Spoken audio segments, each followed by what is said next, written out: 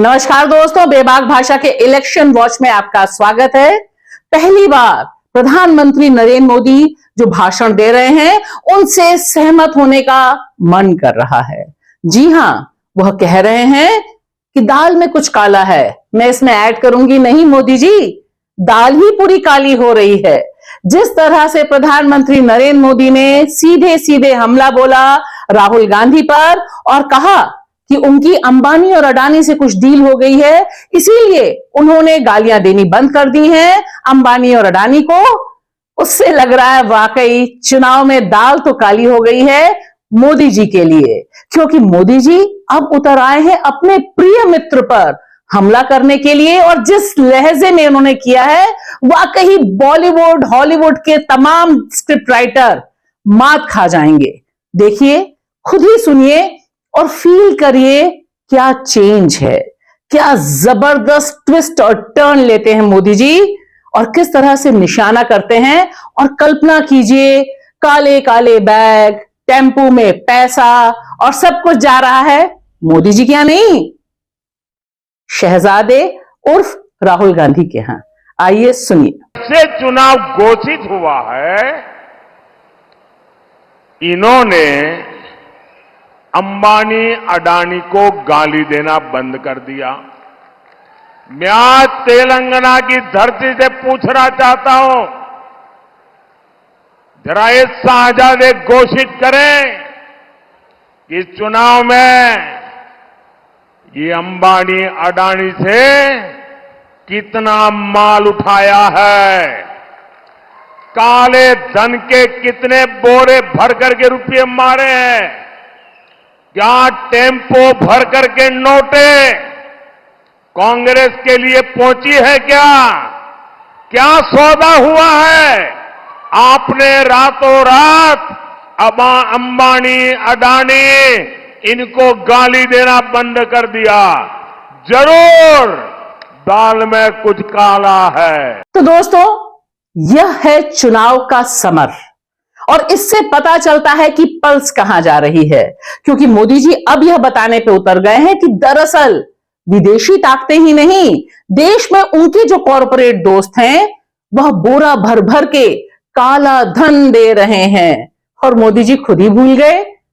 आइए सुनते हैं बस 4 दिन पहले राहुल गांधी ने क्या कहा।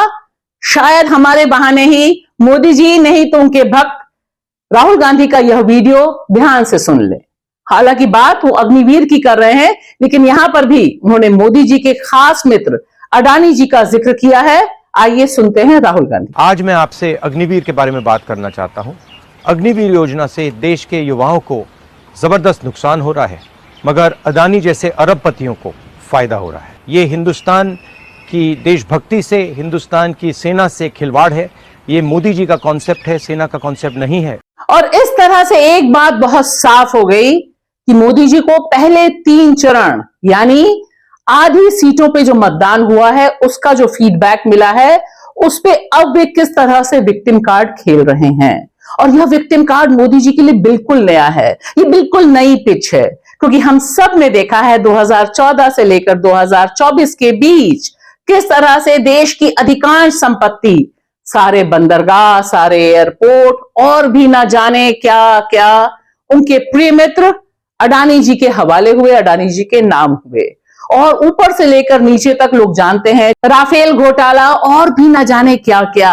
आप उठा के देख लीजिए, सब कुछ दर्ज है। मैं यहां लंबा ब्यौरा नहीं दे रही, लेकिन एक रिकॉर्ड झूठ जो मोदी जी ने बोला है उसका काउंटर करना तो हमें बतौर पत्रकार और बतौर जागरूक नागरिक बनता ही है, यह हमारा दायित्व है।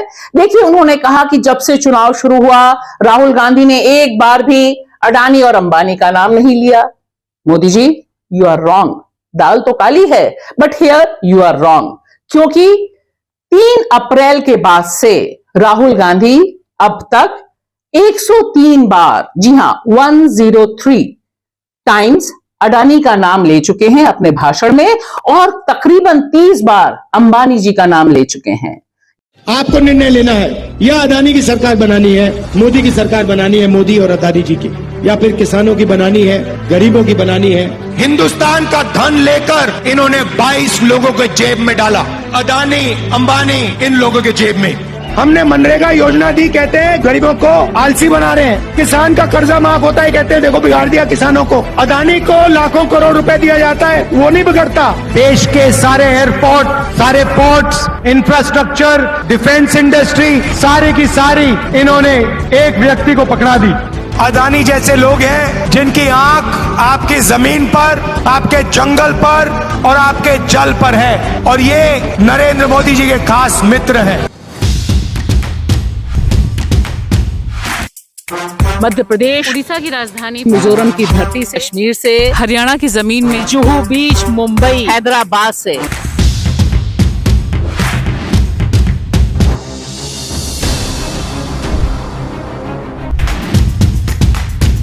यानी यहां पर आप जो सीना फुलाकर बिल्कुल विक्टिम कार्ड खेल रहे हैं वह बिल्कुल गलत है, क्योंकि सब लोग जानते हैं, चाहे वो भारत जोड़ो यात्रा हो या भारत जोड़ो न्याय यात्रा, यानी कन्याकुमारी से लेकर कश्मीर और मणिपुर से लेकर मुंबई, राहुल गांधी ने एक लाइन रखी थी कि आप जिस तरह से क्रोनी कैपिटलिज्म को बढ़ावा दे रहे हैं, यानी कुछ चुनिंदा लोगों को बढ़ावा दे रहे हैं, वह दरअसल देश के लोकतंत्र के खिलाफ है।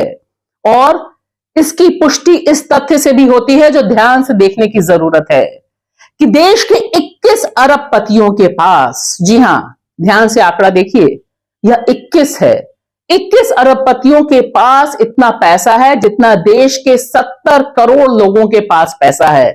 21 इज इक्वल टू 70 करोड़ भारतीय नागरिक। और यह सारा विकास अरबपतियों का आपके ही शासनकाल में हुआ है मोदी जी, आप भूलिए नहीं। 10 साल से आप ही का शासन था, आप लगातार भूलते जा रहे हैं, इसलिए बार बार आपको याद दिलाना जरूरी है। और एक और अहम बात, जो देश की सबसे बड़ी रिश्वतखोरी हुई है, इलेक्टोरल बॉन्ड्स, गुप्त चुनावी चंदे के नाम पर, उसमें भी क्रेडिट तो आप ही को जाता है मोदी जी, क्योंकि 8,200 करोड़ रुपए, जी हां, 8,200 करोड़ रुपए जो बीजेपी के पास गए हैं, यानी आपकी पार्टी के पास गए हैं, उसका क्रेडिट भी तो आप ही के पास है। और देखिए, इसकी एवज में आपने जो अपने प्रिय लोगों को कॉन्ट्रैक्ट या लाइसेंसेस दिए, वो कितने, 4 लाख करोड़ रुपए के।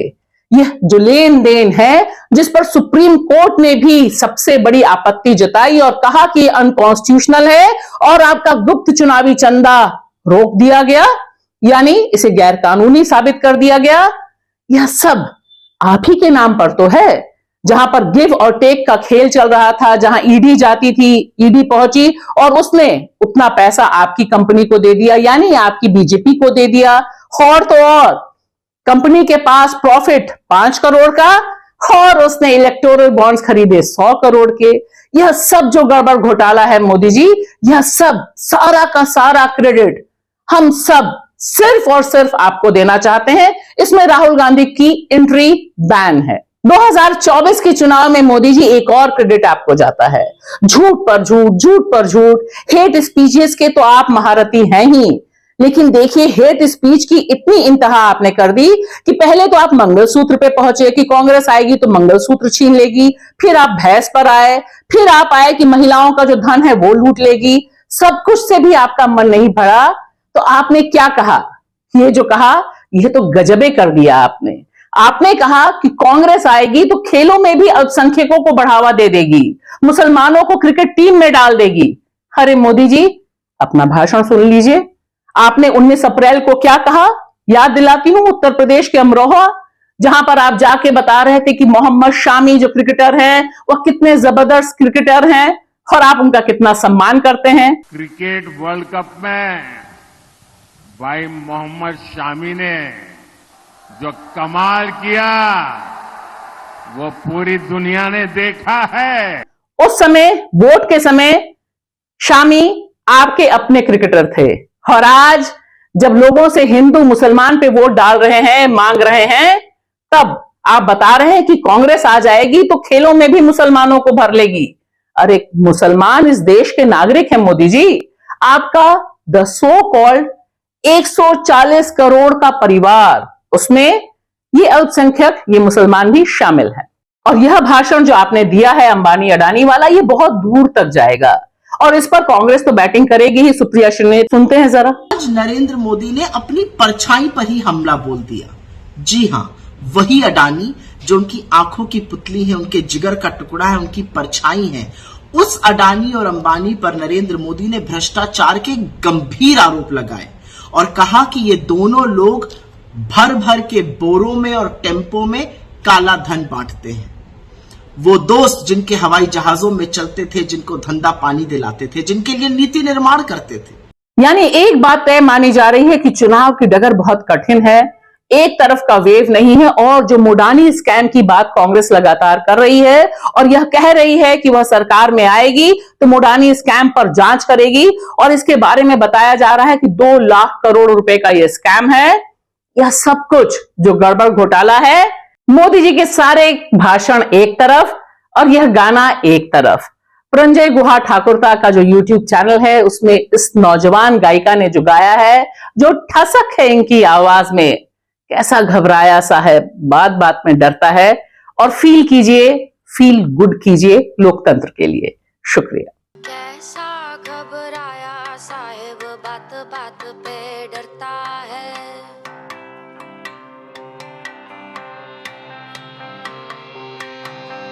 कैसा घबराया साहिब, बात बात पे डरता है। डगमग डगमग होवे कुर्सी, धर्म को आगे करता है।